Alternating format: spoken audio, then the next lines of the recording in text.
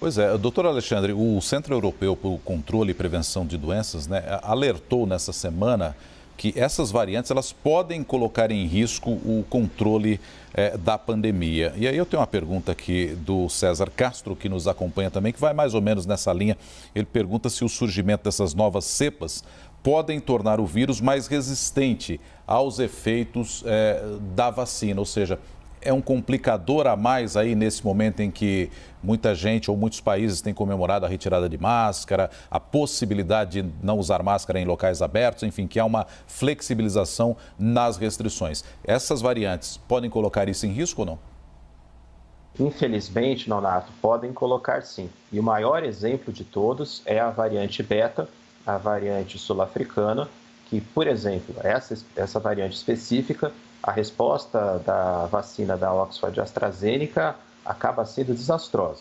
Então, nós temos a resposta original da vacina Oxford AstraZeneca para o vírus selvagem, para o vírus que começou toda a pandemia, em torno de 60% a 70%, uma boa eficácia. Agora, quando essa vacina é desafiada pelo vírus beta, pelo vírus que surgiu na África do Sul, essa resposta cai para apenas 10%.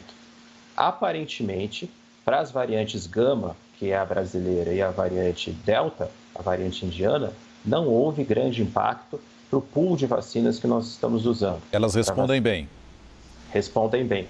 Mas isso, análise inicial, que a gente sempre faz avaliando a produção de anticorpos neutralizantes. A gente precisa ver em vida real. E isso é o motivo, essa é a resposta mais importante, esse é o motivo daquele estudo que está sendo feito aqui em Botucatu, aqui pela Unesp, justamente para entender em vida real se a vacina da Oxford AstraZeneca funciona, que nós estamos sendo desafiados agora aqui no Brasil, principalmente pela variante P1, pela variante chamada de gama, e que também aconteceu em Serrano. Então, esses estudos de vida real são fundamentais para a gente entender se as vacinas que nós já temos, que a gente pode chamar, vamos dizer assim, de vacina de primeira geração, são eficazes contra essas variantes, ou se a gente vai precisar melhorar, vai precisar aprimorar essas vacinas, como, por exemplo, para a variante beta sul-africana, provavelmente vai ter que haver alguma adaptação, porque ela é bastante perigosa no que tange a resposta das vacinas. Doutor, então essas variantes, elas podem ameaçar o sucesso das vacinas? Enquanto a gente não tiver pelo menos boa parte da população vacinada e, portanto, o vírus deixando de circular tanto? É uma preocupação muito importante. Por isso, nós sempre colocamos a vacina dentro de um pacote de prevenção.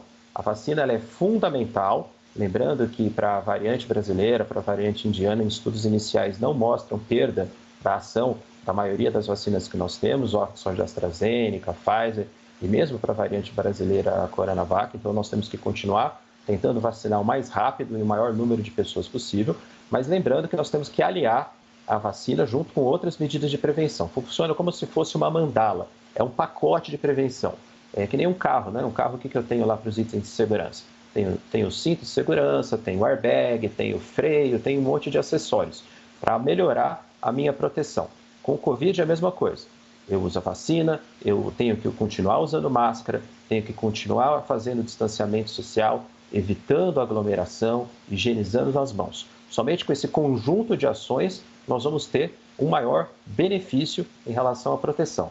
O exemplo básico é o que aconteceu essa semana em Israel, que conseguiu vacinar a grande parte da população com uma das vacinas mais efetivas que existe, a Pfizer, e teve que voltar atrás na flexibilização do uso de máscara em local fechado, porque começou a ter mais transmissão. Então, nós não vamos sair dessa pandemia enquanto não batermos firmes nessa combinação de fatores de proteção. Pois é, esse é um ponto importante, Muito né, importante. Roberta e doutor Alexandre, porque à medida em que a gente tinha Israel lá comemorando, tirando máscara, as pessoas se reunindo, se abraçando, agora com essa nova ameaça de uma variante, opa, peraí, não é bem assim, vamos voltar a restringir algumas coisas.